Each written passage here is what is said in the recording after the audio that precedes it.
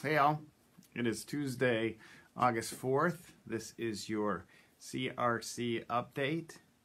Can you believe it's August? I still can't believe it's August. Thanks for taking a few minutes and listening to this video. There's really going to be two parts to this video. One, just the updates about what's taking place and reminders, and I do want to spend a few minutes sharing a few thoughts about walking through conflict. It feels like we're in a very conflictual and anxious and polarizing time. So just wanted to share a few principles that are really helpful for me as I think about that. So first, the update. Just a reminder, we are in the current plan of a 9 a.m. online service and a 10 a.m. outside worship service. We are in the process of kind of determining fall plans. It's why that survey that hopefully you've had a chance to see and take has been sent out to you. Please, if you have not taken that survey, all of that information is very helpful for us as we're making plans for the fall, for Wednesday nights, for Sunday school, for worship services. Your input is really important, and so please take that survey. If you have questions or issues about getting connected with that, please contact Aaron Nickel or any of our staff, and we'll make sure that you can get a link to that survey. But you should have received it via email or via text. And do ask that you would be praying for our fall plans. And it really ties to what I'm going to share in just a few minutes, the level of anxiety that's out there, that's driven by fear. And we really want to make good decisions and know that whatever decisions we make, there'll be some pushback because there's lots of different perspectives. So I encourage you to be in prayer as we seek to make those decisions. Also, just a reminder that Jim Malowitz's Celebration of Life service is taking place this Friday at 2 o'clock at Centerpoint Assembly over on M66. There will be an hour of visitation beforehand, and there will be some social distancing and the requirement of face masks, so encourage you to bring a face mask if you are planning to attend. But they're trying to be sensitive to where different people are at regarding their level of comfort, so just encourage you to be aware of that.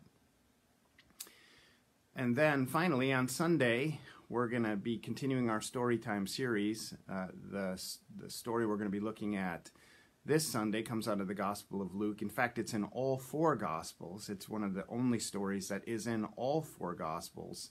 It's in Luke chapter 9, verses 10 through 17, and it's the story of the feeding of the 5,000.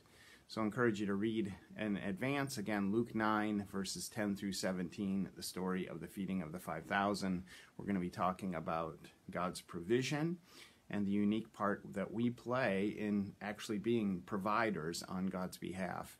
And one of the things that he invites the disciples to do is to trust not in their abilities, but his power to provide. So we'll talk more about that on Sunday. So if all you wanted today is just a few of the announcements, this might be a good time to stop the video. I do want to share a few thoughts about navigating conflict, and so that's what the rest of the video is going to entail. As you well know, this is a pretty anxious time, and with anxiety comes all sorts of temptation for unhealthy behavior.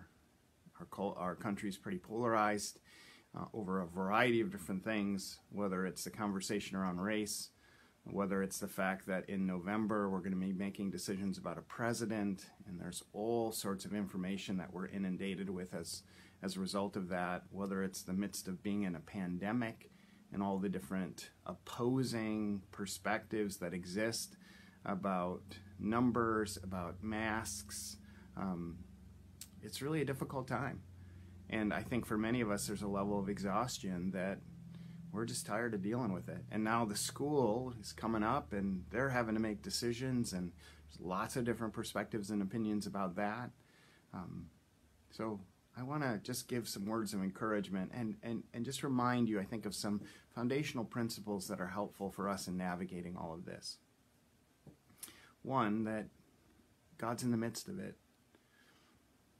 That just really encourage you and me to keep seeking to turn our attention upon him.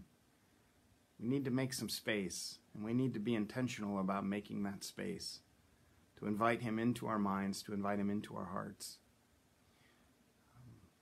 and to ask for his help, because we sure need it. Part of what's driving so much of what's taking place is fear. And that's leads to a lot of, I think, unhealthy and reactive behaviors. Fear is often behind anger, right?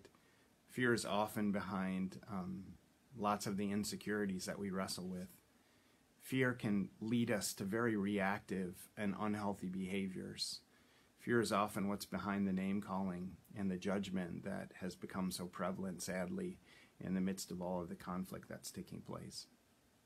So we need to be sensitive to that. The Bible's very clear about the more that we focus our attention upon God, the more that we learn to live in his love, that helps to cast that fear out and helps us to not be driven by that level of anxiety, but instead be driven by the things of God, his presence, his love, and his grace.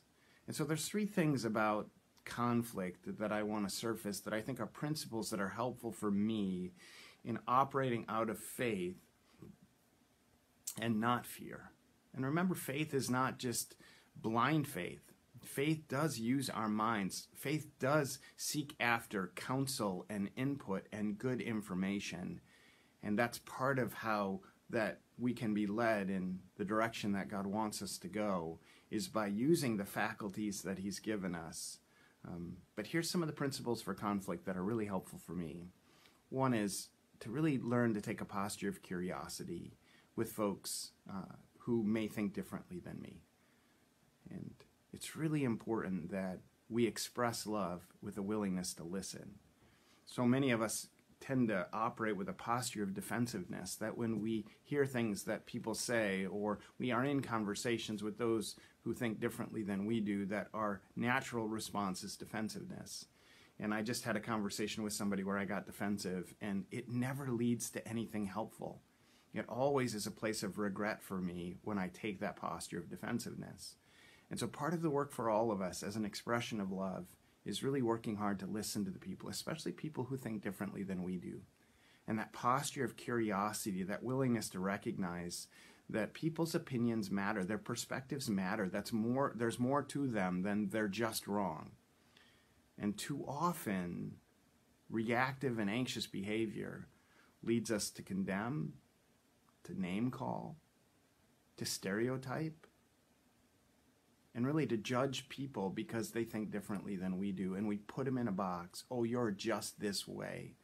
And there's nothing okay about that. None of us want to be placed in a box, nor is that a healthy biblical response. Part of what God calls us to love, and one of the important ways we do so, is to listen to others. Make an effort. Have a conversation where you're committed to not saying anything, just asking for more clarity and a deeper understanding of where somebody's at who thinks differently than you do. And obviously these people aren't people we don't know. Many of these people are family members, they're friends, they're people we work with, they're important relationships in our life. So one of the principles of conflict is to work hard to listen as an expression of love, to take that posture of curiosity, not defensiveness. The second one is, it doesn't mean that we can't share what we think and feel, that's an important piece of that part of navigating conflict well is being able to define ourselves, say what we think and feel in loving and appropriate ways. And that is so often where the challenge comes. Right? If, your thing is if you vote for Trump or Biden, you're an idiot. That's not expressing yourself in loving and appropriate ways. Defining ourselves as being able to say kind of what we've come to conclude with always an openness to grow. But the loving and appropriate way is so important that we speak for ourselves. And we don't speak in a way that says, if you don't think the same way that I do, then you're this or you're that. And that often leads then to cutoff, right? We then cut off the relationship. Think of how many times I've seen on Facebook people say that if you're going to vote this way, or if you believe this about masks, then I can't be friends with you. How heartbreaking is that? It's so sad that we now live in a world that our opinions and perspectives become so personal. And it's part of the call of the church, in my opinion, to take responsibility for helping to show a different way, a way that's driven by love, a way that really works hard to do that first principle, to listen, take a posture of curiosity, and that second principle, express yourself, what you think and feel in loving and appropriate ways, and recognize that sometimes how we express ourselves requires more work on our part. That one of the important pieces that we come to clarity in what we think and believe is that we have conversations. We take in good information. And it's one of the challenges that we all face, is making decisions about where we get our information from. And I really encourage you to recognize that if the only information you're taking in is already saying what you think and feel, you need to expand that. You need to get a better understanding. You need to be willing to hear people who have a different perspective than you do. And hope that in that, you don't have to give up what you think or feel, but it's probably going to help your perspective to grow. I was having a fairly difficult conversation recently, and all I heard myself doing was quoting things that I just read in an article. I hadn't really thought about this. I hadn't really kind of done the work of, is this really what I think and feel? I just was regurgitating information that I heard. And that's not okay. And that's where some of the work on our part in being able to express ourselves is getting clarity about really what we think and feel, taking the time that we need to take, having the conversations we need to have, being good discerners of the information and input that we're taking in to make sure that it's appropriate and helpful and true. And then the final piece, and maybe the most important piece in navigating conflict, is we always, always, always want to value the relationship. We always want the person that we're talking to know that they matter, because they matter to God. They've been created in His image. They have value and worth. And that we need to express that. We need to show that, because that's foundational to our calling as followers of Jesus Christ, to love even though we disagree at times, even though we're going to have difficult conversations at times.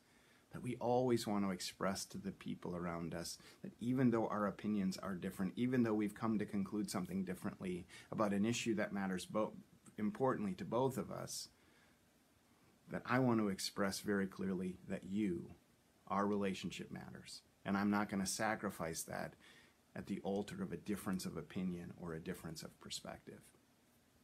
And let's acknowledge that that's not easy work.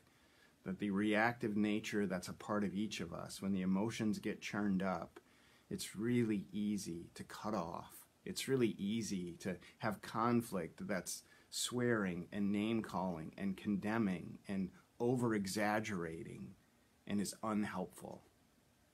And so it's part of why we have this incredible gift of relationship with Christ. The power of the Holy Spirit is foundational to our lives, that we can lean into and depend on Him as we seek to walk through the difficulties we see in this culture, and as we seek to be the people of God who are willing to have the conversations we need to have that are driven by love, with a recognition too, none of us have this all figured out. All of us are imperfect, both in our thinking and in our ways of being.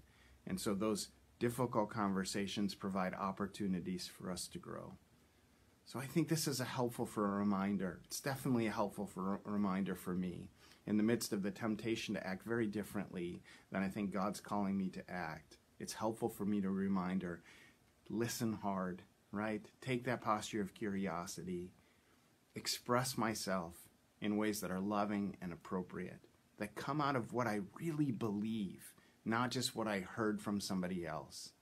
And that I will always, always, always seek to value the person that I'm speaking with and express that to them. Say that as the conversation begins. I want you to know that we're probably going to have a difficult conversation. I think we feel differently about this, but I don't want this to separate us in relationship.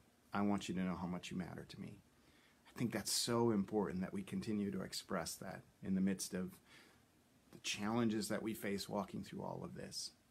And I think this is what it means to live by faith and not be driven by fear. Well, I hope these words are helpful to you. They're definitely helpful for me. And I think they illustrate what Jesus has modeled for us so clearly in his willingness to navigate conflict, always valuing the person in front of him, being able to express what he thinks and feels in loving and appropriate ways, and giving people the freedom to do the same. And may we as the church lead the way as we face all of this stuff that we're challenged by. But may we remember too that God sits on the throne, that he's at work for good in the midst of all of this, that we can trust him and we can depend on him. I hope you have a great week.